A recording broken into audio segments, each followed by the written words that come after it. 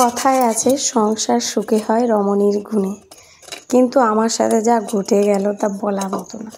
কিছুদিন জন্য শ্বশুরবাড়িতে গিয়েছিলাম, তো মালদাতে গিয়েছিলাম। তো বাড়ি এসে দেখি কড়াইয়ের যা অবস্থা, মানে আমিও সময় পাইনি ইদানিং 1 মাস ধরে কড়াইটা ভালো করে পরিষ্কার করা, ওই রান্না করে যেভাবে পারতাম পরিষ্কার করে রেখে দিতাম।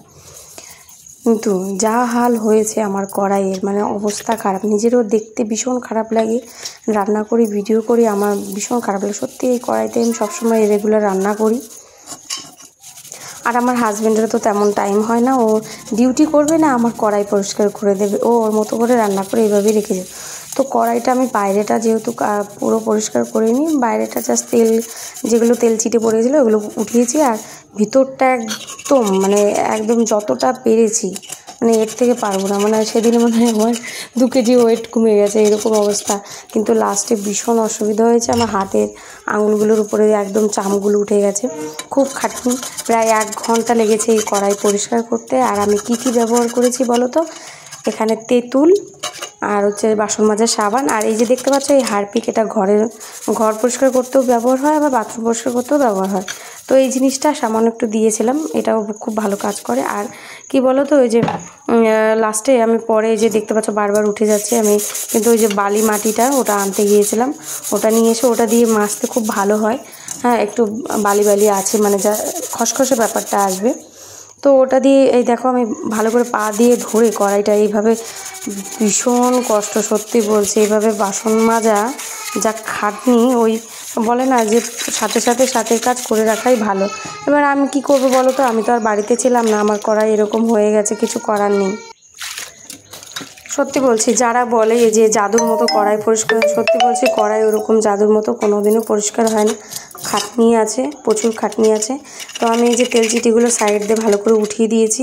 এর পরের বার আমি কড়াইয়ের নিচের পাটটা আমি করব, হ্যাঁ ওটা পুরোটা পরিষ্কার করব। বাট আমি সেদিন একটা জিনিস করছিলাম, সেটা পাইনি, একটা ভালো শক্ত একটা জিনিস যেটা দিয়ে আমি এর আগে কড়াই পরিষ্কার করে রাখতাম, সেটা পাইনি, তাই চাকু দিয়েই করেছি। কিন্তু চাকু দিয়ে করার কারণে আমার হাতের খুব খারাপ অবস্থা হয়েছে।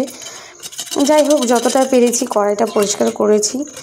আর তোমরা যদি আমার এই ভিডিওটা ভালো লাগে অবশ্যই লাইক সাবস্ক্রাইব করে দিও। আর বন্ধুরা সবাই কিন্তু পাশে থেকো।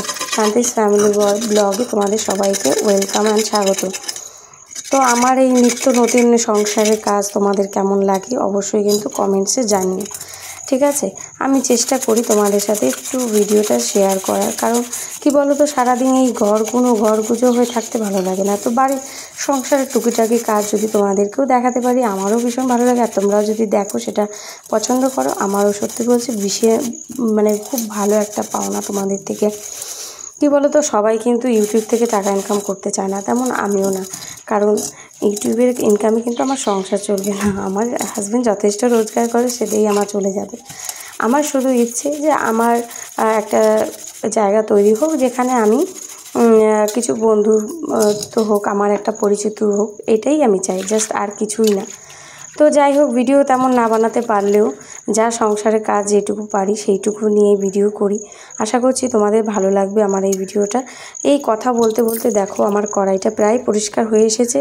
আমি কিন্তু আজকে এই অবধি করেই পরিষ্কার করলাম। এরপরে কি বলো তো, এই রান্না করলে গরম গরম কড়াই মেজে নিলে একাই একদম ঝকঝকে হয়ে যাবে।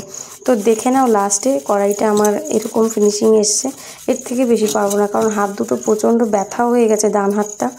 যতটুকু পেরেছি তোমাদের সামনে তুলে ধরলাম। তো কড়াই ভাজা টিপসটা তোমাদের কার কার ভালো লেগেছে অবশ্যই কমেন্টে জানিও, আর কার কার হেল্প হলো সেটাও কিন্তু অবশ্যই জানিও। আর কি বন্ধুরা, খালি ভিডিও দেখলেই কি হবে, লাইকও তো করতে হবে, তাই না?